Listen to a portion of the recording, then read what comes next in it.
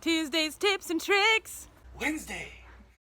Hey everybody, welcome back to another Tuesday's tips and tricks. We're coming at you a day late. Spring is busy. We're trying to get the property ready for the spring fling, and we've been very busy. But we wanted to come to you today and talk about fertilizing. Fertilizing is what we should be doing this time of year. It's the best time of year to do that. And Nathaniel's going to give us some info on what to look for and how to do it right. Yep. So most fertilizers are basically all the same. You'll see a lot of different marketing schemes on them to try and get you to buy 6 different fertilizers that you have to keep in your garden shed, and that's not necessary. They're basically all the same nutrients. You can use almost all of them on any plants.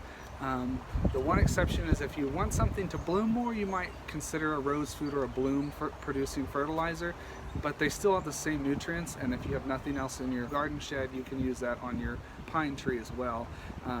It just might be slightly less preferred, but they're all the same. Plants like food, any kind of food is good. Yes, so your rose fertilizers are going to work great for roses or anything flowering.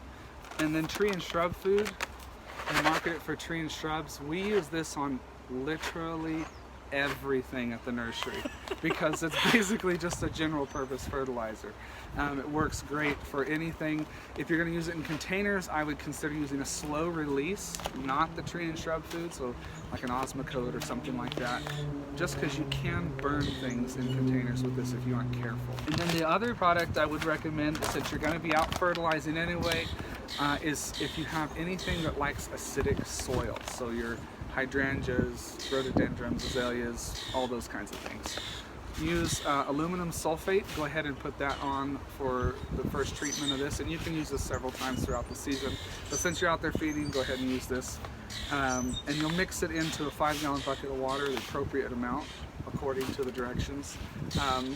For your size of shrub, water it in around, and that'll help produce those bright blue flowers and keep the leaves nice and dark green too. So that's your fertilizers that you might put down this time of year. There's a couple different ways to apply it. If you're using a granular fertilizer like the tree and shrub food or the rose, any of the ones I just showed you, you can take them and pour them around the drip line of the shrub. That's the edge of where the branches reach out to. And you can do that with your trees, your perennials, everything. Or if you want to fertilize the whole bed, you can get yourself a little hand spreader and fill this bad boy up, pull the trigger, turn the handle, and start spreading fertilizer everywhere.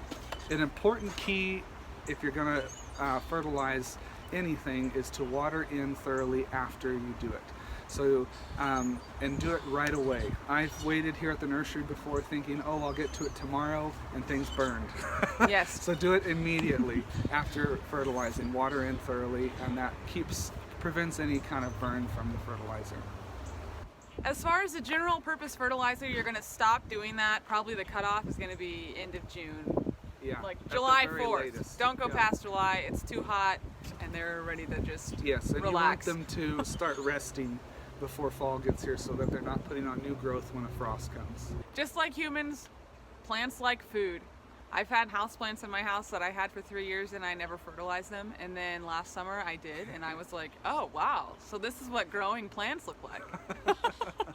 All of these fertilizers that we've mentioned today you can get here at Scenic, so if you don't have something, come on down, we'll fix you up.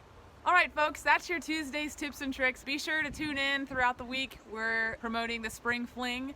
We're going to have a video next week about all you need to know for that, how to be prepared, and how to have the greatest time. So, we'll see you next week. Bye guys.